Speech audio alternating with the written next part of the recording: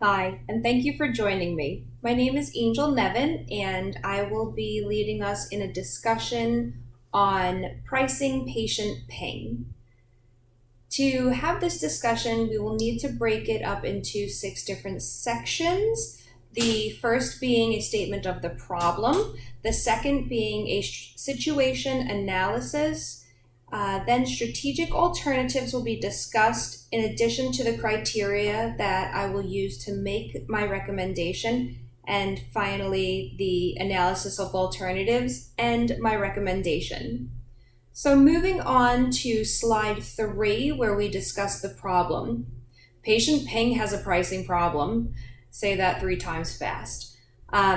So currently, their pricing structure changes for each client with whom they work.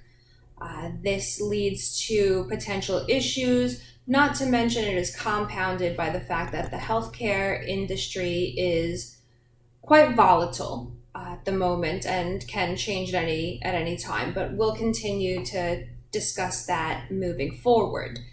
The analysis of the situation should really start with what the business model is.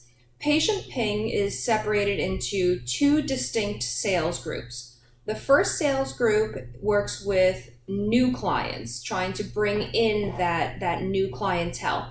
The other sales group works with existing clients and meeting their needs and increasing their data use, or just really working with the client that has existed. So those 2 relationships are very different, and those are separated into 2 distinct sales groups. In addition, the real driving force behind this business model is that Patient Ping wants to increase the amount of clients they have and increase the amount of data that they can share. The first point on increasing the clients, that actually means 2 different types of clients. They have paying clients and they have non-paying clients. We might ask ourselves, why would we have non-paying clients?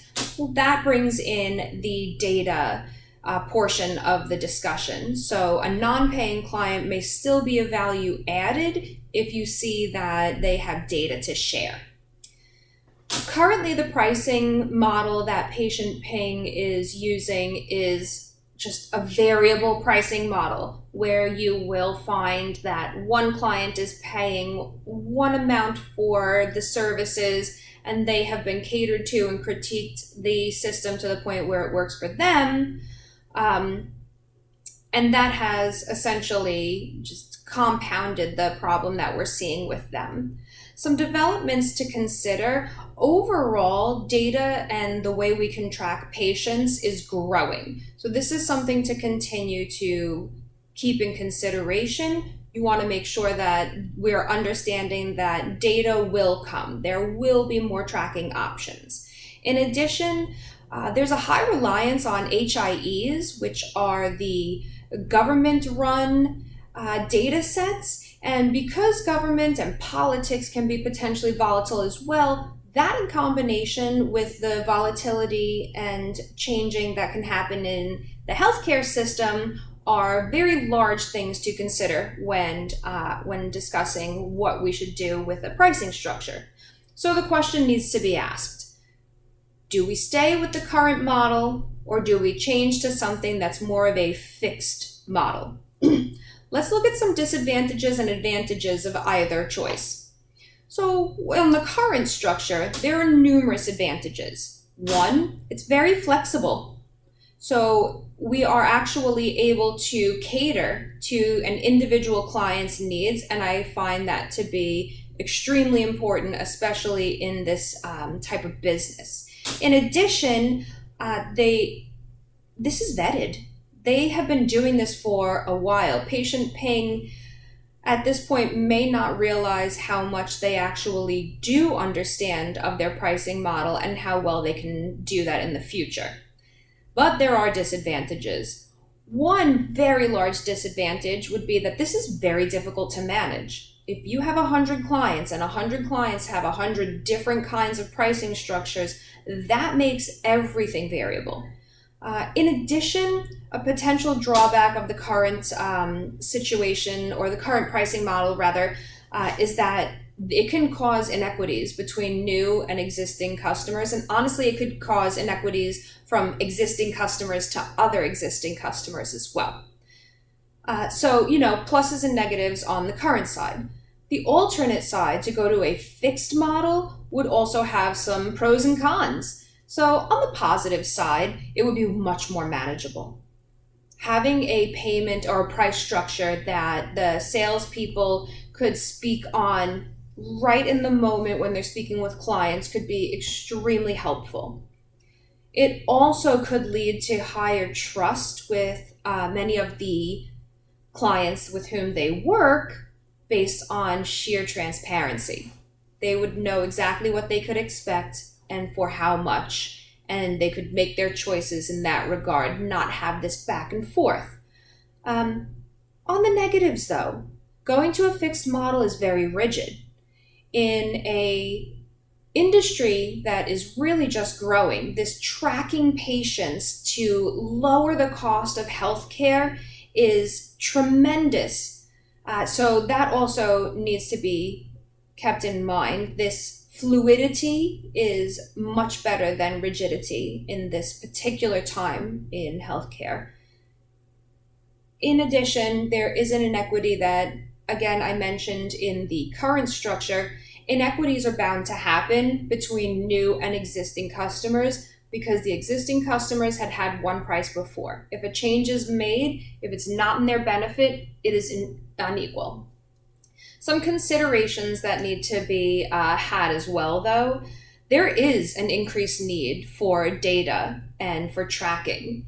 And unfortunately, there are systemic barriers in the healthcare system that are stopping advances that could really end up costing the American population much less in their healthcare costs. It could also stop the healthcare system from spending exorbitant amounts of money on things that they really don't need to as far as tracking patients is concerned.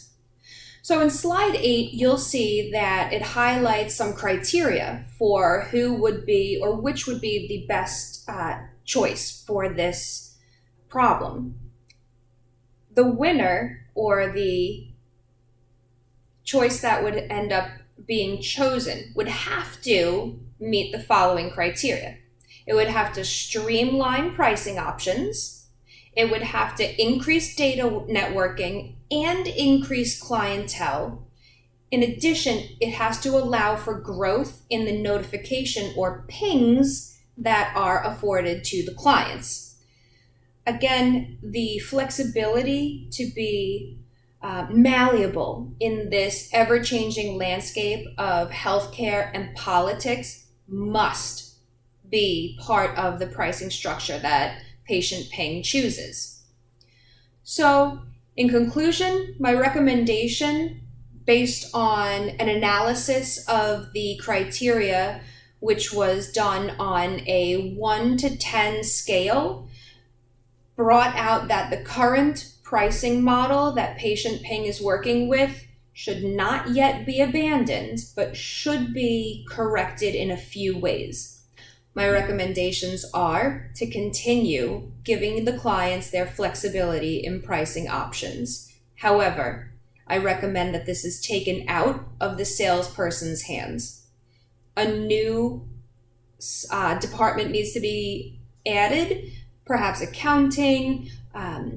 There needs to be perhaps an individual relationship with an accounting person that can go with all of the ideas that our clients want and be able to provide that individual structure and give them the pricing model that suits them best. In addition, I believe there should be a focus from our sales folks to be on sales and having that price taken out of that conversation with our salespeople. Perhaps that will actually be what helps PatientPing continue to move forward as an innovator in patient tracking within the healthcare system.